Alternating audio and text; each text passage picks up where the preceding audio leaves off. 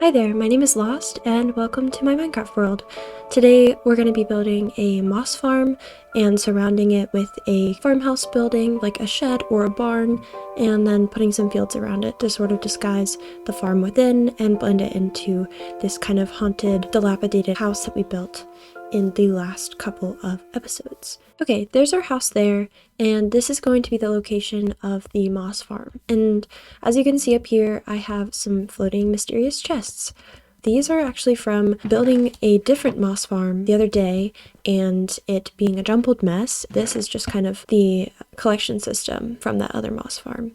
So we do have a handful of moss already, but we're going to be needing a lot more of it to do some terraining, to do some scaffolding for future builds. It's just a really easy to break block and it's really simple to gather, theoretically. Apparently not for me the other day. I'm going to be following a tutorial from Etho from his, I think one of his Hermitcraft seasons. So we're going to follow that. This inner 7x7 region is where the stone will actually be pushed out and then converted into moss, and then down here are where we're going to be placing the pistons, and these pistons will need some obsidian blocks behind them so that they don't get pushed backwards or broken or moved in any way that they shouldn't be. We're actually going to be putting pistons on all four sides of this farm. I'm going to go ahead and put the water and lava in for the stone generators and check back in with you when we have a bit more progress to show.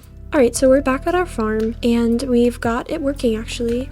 Unfortunately, there is a bit of cobblestone that is appearing, but if I just sort of replace this with stone, I think it should go back to normal. That's just one issue with this farm, is sometimes cobblestone does generate instead of stone, and ideally we're not going to be getting any more cobblestone. I see one block. How do we get coal? Has that been here? Things appear to be normal now, which is great. Honestly, before I hit record, I wasn't really getting much cobblestone, and it might just be that my computer's being a little bit laggy, which is understandable, but I'm going to set up the collection system. My plan for disguising this moss farm is to build a large hill over top of it, and then on top of the hill I would like to build a tiny farmhouse, and then diagonally down and to the left, like over here, right where I'm standing will be where the farmhouse is, but down there will be kind of nested in the edge of the hill will be a storage room, kind of hobbit hole-esque, and that will lead down into this farm. And then I'm probably going to put a couple other farms in the basement of the farmhouse, but for now let's just kind of get this platform in.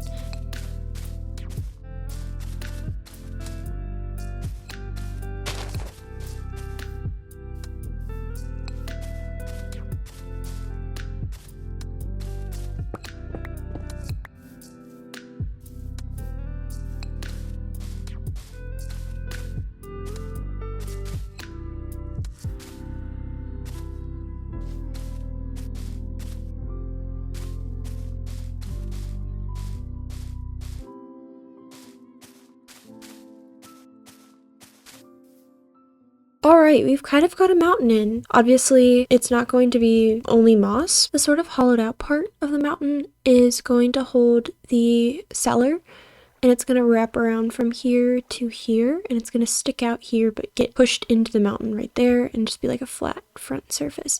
And the path is going to sort of wind at an angle. I think I'm going to build the farmhouse. I got to gather some materials first from my house actually, but yeah, we'll do that. Where can we put it? Let's put moss up here. I'm gonna need some andesite. Not a ton, like maybe a stack. Looks like I do have some. I'm gonna get 2 stacks of cobble and make mossy cobblestone. We'll need bone blocks, but I think I have plenty of those in my shulker. 1, 2, 3, 4, 5, 6, 7, 8. And I'm gonna make it into like the polished and then the cracked or whatever. Alright, it's the next day. I did a little bit of work on the house and mostly just built out the mountain some more. I've been messing around where this house is actually going to go, and I'm unhappy with its current location because it seems like it's too far back and too far to the right. So I'm going to move it diagonally forward 1 block this way and see if that looks a little bit better. In the meantime, I've gathered some more materials that I need. We've got some cracked deep slate bricks now, some stairs, and I got some scaffolding for the windows. But yeah, this new corner is gonna go, I think, here. This is like the third time I've had to tear it down, so luckily it's small. As I was waiting for things to smelt, I was down by my farm and a creeper snuck up on me while I was away from my computer, and it took out like a corner of it, so I had to rebuild it, and I have to go find more lava because I have no lava at the moment, but that's the last part I'm missing. Let's get our corner blocks in, some smooth stone, some bone blocks. Cool. I love doing this kind of footprint first, even though it's small, it just helps. I probably should have just done the facade until I was super happy with it, but I got excited and I built the rest of it without checking that it would actually look good. I've never really used smooth stone in my builds. Kind of looks like dated in my eyes. Like, I feel like there's a time and a place for it. If you're building like something brutalist, I feel like it would be a really good block to use. How did that happen? But I really don't like building anything super sort of brutalist looking. I like to have my builds be a bit more organic looking and to just sort of lean into like the natural side of stuff as opposed to having my builds be super like blocky and stark. I do like to do a lot of plant life, and I really love just like old buildings that have broken down. I've gone through 2 cups of Earl Grey tea already today, and I feel like I haven't got anything done on this, so we really need to get moving. This 4th level here is the last one before I start working on the roof. And the roof I'm going to have flush with the walls. It's not going to overhang. I'll be able to use a bit less materials, but it will also be a little bit more plain and stark looking. I want the house to be like contrasty with like the darker plant foliage around it. Since when do stonecutters make this noise? I'm going to quickly throw in a birch floor, and I'm going to use half slabs because I'm cheaping out. I don't normally like doing this. This is meant to be like whitewashed with like stones mixed in, so I might have some more stones in this wall eventually. I'm probably going to have like diorite stairs like sideways so that holes are poked in. I can try out a dark oak door. See how that looks. I want it on the inside. I don't think I want it in that corner though. I think I want it in this corner.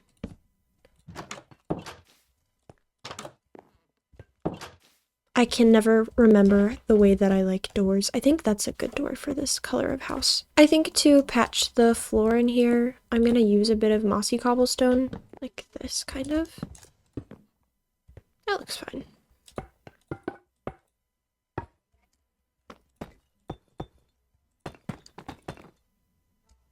And then up here, we're going to continue this line down.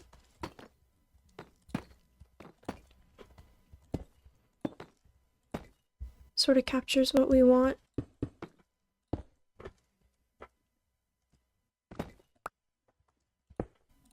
Let's take a look from far away. Oh my gosh, look at it up there. Like the roof doesn't read very well because you can't see the black line right there. So I think I'll move this back more. Yeah, the view walking up to this house is actually really nice. I'm really liking it. So we're just gonna take these 3 out. Put in like cracked deep slate. I love the cracked deep slate. It's so annoying to get. Now, I'm gonna actually add some stairs along this edge because our house needs a bit more of a defined silhouette. For windows, I'm gonna do 2 sets of small ones, one here and then one here. Because I think this is like pretty much all we need. These, I think, should go on the inside.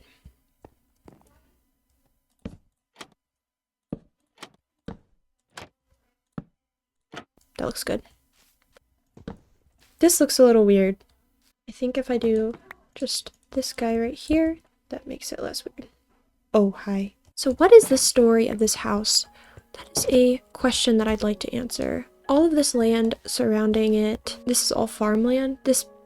I'm thinking this house will kind of, its property will go out this way, but this, all of this is gonna be like wheat and beetroots. I really want to use the color red to like turn into farms and fields and stuff. But yeah, I kind of want this all to look overgrown. I want to have some pumpkin patches, maybe a pumpkin patch like down there, and then like a pool coming out of this gap in this mountain in here. I think that would look really cool. And then like some crazy plant life down here, but then drought in other places. Like I want to grow some of those, some of those just like dry grasses, because that's sort of the lore of this world. The people who live on this huge island are suffering a lot, especially working people who are landowning. They basically have to provide for the entire city that lies to this direction, and then the castle, which is up on that big mountain. But due to like a magical imbalance, like between this world and the other half of the world, there's like, it's like two sides of the same coin. There's like two universes existing, like mirroring each other. That's sort of like what I'm planning to eventually do, is to just sort of flesh out this whole kingdom. It's so that eventually I can even start working on the other kingdom. But that is like crazy down the road. And the other kingdom is almost entirely ice and snow and storms because of that magical imbalance. But yeah, that's sort of a little bit of lore regarding my world. I'm gonna build the storehouse, and it's raining, which means videoing sucks. I went ahead and visited my skeleton farm to repair some of my tools, and as you can see, my shovel's all the way back up to full durability, and my pickaxe and axe are getting pretty close. I was thinking about how my farm broke earlier and how I didn't have enough lava to fix it, and I realized that I could just take all of the lava that I have in the farm, momentarily transfer it to some sort of chamber, and then put dripstone underneath and collect it in cauldrons, and then I have an infinite lava farm. And I was like, huh, where could I put such a thing? Literally in the giant hill that I built, I have like a perfect storm of things to do. So wonderful news. That being said, I feel like I really have my work cut out for me, in that there's just so many things to do. It feels like progress in this world has been really slow. I'm excited for each of the individual things that I'm slowly accomplishing. Okay, I've spent a lot of time working on the cellar. I love how it looks from here, how like it sort of sweeps like this. Your eye kind of goes up the path. I decorated the underside of the overhang with some roots, and I want to put some vegetation above there so it makes sense why there's roots. But here's the inside. I made this patchwork floor. It's really block vomity at the moment, but it's kind of growing on me. I sort of like how it's all mishmash, like whoever made it just was putting whatever the heck they had down. And then I put diorite stairs around so that the wall looked like it was sort of broken down over time. The next step of what I'm going to be doing is probably making a small path that winds this way and then up to the top. Originally, I was hoping to do a path that came from here down. That became out of the question because this side is too steep. It has been several days since my last recording. I have been hard at work trying to figure out the forest, and I have come up with a couple of designs. I built 2 trees. This first one is sitting right at the corner of this path that I built that sweeps up to the house. If I'm being honest, I'm not completely happy with them, but I think that they're good enough for now. I think that they look a little bit too perfect, specifically this one. I like how this one has a lot more variation in the shape of the outside of the foliage, but this one's so short that I can't really do anything with it. Our path here wraps around, and I used some pale oak moss and slabs to sort of curve it up to the front door. I like how overgrown it is and how you have to weave in between the trees to use the path, but I'm not incredibly happy with the blocks just yet. This staircase I need to change out. I also added in this path that curves along and hooks up to the botanist's house. I plan to kind of spread the forests from both of the builds and intermingle them in between. As you can see here, I've also torn down a lot of this terrain, and I haven't taken the stone out yet because I need to bring my beacon over here. I'm continuing the decimation around the back so that we can make sure that the mountain is at the correct height on either side. I added a little fallen tree here, and every birch pillar is going to turn into a custom tree. Now, for building these custom trees, I struggled a little bit at first, and I didn't record any of it, so I can just walk you through a little bit of it now. I've been using mangrove leaves and azalea leaves without flowers, and then also some diorite walls, some birch fences, and obviously some birch logs if I need to make the tree any bigger. Which tree should we work on next? Let me see. The mangrove leaves are just slightly darker than azalea leaves. I've been using the azalea leaves as leaves that are touching the sun more, that are getting just more light on them. And so they're going to be more on the upper regions of the foliage. Another part of this tree that I don't like is just honestly how it's a straight line right there between the leaves that are in shadow and the leaves that are not. So I can go in and sort of make this line more jagged. Let's work on this tree right here that's sort of like right up against the cliff. What I want to start with is like deciding where the bigger branch is going to go. In this case, I'm going to have it be here. Because this is so close to the cliff, I'm not going to put anything on this side, but I will put a birch fence right here, maybe. Yeah, that works. I'm really sick of my computer being slow. My first layer of leaves is going to go right on this branch, and then I'm just going to build up like this, and then out.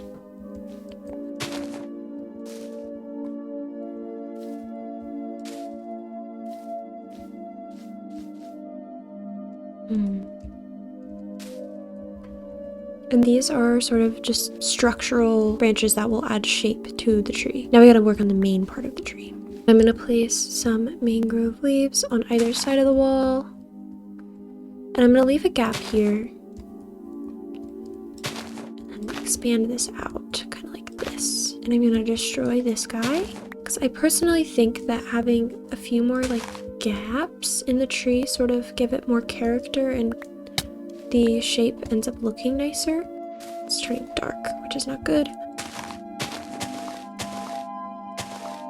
I have the Severance theme stuck in my head currently, which is a little bit irritating. Alright, let's take a look at that from afar, see if it's a good start. It's a little lopsided to the right, but I think if we build up this left tiny branch, it would look a lot better. The nice thing about it is that it obscures the top of the hill a little bit more, and I feel like it looks pretty real.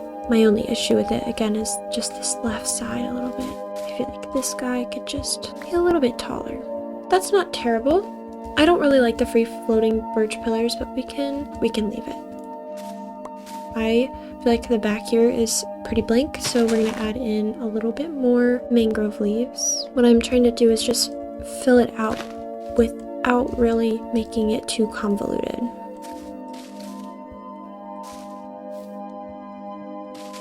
This is what I've been doing for the tops of the trees. So I'll go up one, and then I'll place a mangrove leaf, and then some azaleas. And then come here, and just finish this off with 2 more azalea leaves. And from afar, we have our tree. It looks a little flat. It's kind of hard building and talking, I won't lie, but I do think that if I just get rid of this, it would make a little bit more sense on that side. And if I make sure that this section here maybe isn't as square by just destroying the top block, I think that would make it look a little bit more correct. Just that one. Alright, so that's how we're gonna be building our birch trees. It took me a little bit of experimentation. I think this one's still my favorite. It's very tall, which I think the more like surface area and like just volume of tree you have to work with, the more like details you can add in and the more shape you can give it. So I think that's why that one's my favorite. But speaking of shape, I think this is shaping up pretty well. We kind of have an obscured view of the hill until we kind of round this path and come around the corner. And then I feel like it's really its own sort of cocoon like environment, because you come up the hill and then suddenly you're here, and like the birch trees ideally are going to be a little bit like grown more thickly closer together. So what I might do is just get some diorite, and I don't think you can have polished diorite walls, so I'm just gonna make some more walls and then maybe just make some mini birch trees like by the edges of the forest. And then I think we need a break in the foliage at a uniform level so that it mirrors those gaps that we have on our bigger trees. Place some birch fences and then let's just do one. Cool. So this is like just a younger birch tree. It's really light. It's like a super light tree. I'm wondering if maybe we carve these blocks out and put mangrove leaves in there. It might look a little dense. I think I'm liking that. Not my best work, but it can work for trees that aren't going to be really the main focus. Another thing I did the past few days was get some more lava, and I made a lava farm that I'm going to be slowly expanding. I would so much rather build on camera and talk about my process than to be building off camera and just to come back with like an update every time, which is what I feel like I have been doing. But I wasn't feeling well for a couple of days, and I kind of just wanted to listen to music and work on my projects. Hopefully going forward with the end of this project, I'll have a little bit more like walking through and process things to show instead of just updates. But yeah, I'm trying. I want the inside of here to be super practical and to look like just a bunch of things were just thrown around, but also like I want to make it really useful for me when I come over here. So another farm I'm going to probably put in here is netherwort. It always rains when I start recording. It's actually terrible. Hi, it's Editor Lost here. I got so fed up with my computer lagging and my game not running smoothly that I finally decided to switch to running a modded instance of the game, and I installed some quality of life mods like sodium, some other things like durability, like tooltips, things like that. Just vanilla like tweaking mods, nothing like crazy. I can link what I have in the description, but basically even if I were running the game with no other applications open and I had like my render distance turned down and I have particles turned off and everything on fast setting, and I followed like I was using Optifine prior to this, I would not run a very good FPS and I would have like lag spikes quite often, and it's just been infuriating, especially when recording. There's one right there. But I finally decided that I was sick of it and that I wanted to run just like some more vanilla mods. And so every clip you'll see here on after will be with the quality of life updates that I have made for myself, and now my computer can run like 120 FPS, which was impossible before. I couldn't even get that on a good day, like let alone like 90. On a good day it was like 30 or less, not for recording. I'm excited to be able to actually record at a better quality, and I updated my game also, so I'm excited to try out the new update. I'm really excited for spears. Spears are so freaking cool. I can't wait to use one. But yeah, I'll have to do some like exploration of my world. Maybe that will be next time. Who knows? But yeah, I was so sick and tired of the things that I was putting up with, and it just made it really tiresome and cumbersome to just play the game and enjoy it without even recording. But yeah, excited for what's to come. Oh my gosh, this is just so much better. It's actually so smooth, and the fog is different as well. Like everything looks different. I can see my silly starter builds over there. It's weirding me out. Even like the build looks different because of the fog and the environment stuff. If I weren't like so strained on time for this episode, I would walk you through the rest of the changes that I'm going to be doing and like the things that I want to work on for this specific hill project. But because I'm so tight on time, I'm gonna kind of wrap it up and finish the forest. I'm gonna finish the terraining from around here, and I'll come show you one more time and walk around everything. But as far as like progress updates, I'm just gonna finish everything out with my newfound wonderful, beautiful quality of life update things. And I'll check in with you when everything is wrapped up. Oh my gosh, I'm so excited to show you everything I've done since I last checked in. The house is done, and the house is actually now red, And I changed it to red because I really thought that the color red would accent this area super well. And I didn't like it being in the fields where I had originally beetroot planted here. So I changed that to wheat and I rebuilt the house to be red. So we fleshed out this path, and if we make our way along it, you'll see I did some like stepping stones here, and I built a big rock where water is flowing out of. It also has a friend over there. Up here, our house is now a lot more full of life because it's got a lot more plant life and things of that nature. We've got a fallen tree up here that sort of mimics the one that we've got down below. If we go inside, it's still empty, but I'm hoping to do an episode next about like interiors for the builds that I've done recently. And we've got some company, unfortunately. That's quite a few pillagers, what the heck. As for our cellar, it is still pretty empty, but we have a lava farm, and I'm planning to use this back wall for another wart farm and some other farms back down this hallway. This hallway here is access to our moss farm, and then obviously we have a ton of wheat over here. These big rocks, there's one and then another one here. I really had fun building them. Like, I've never built like just rocks before. And they sort of mimic the geology of the actual cliff face over here.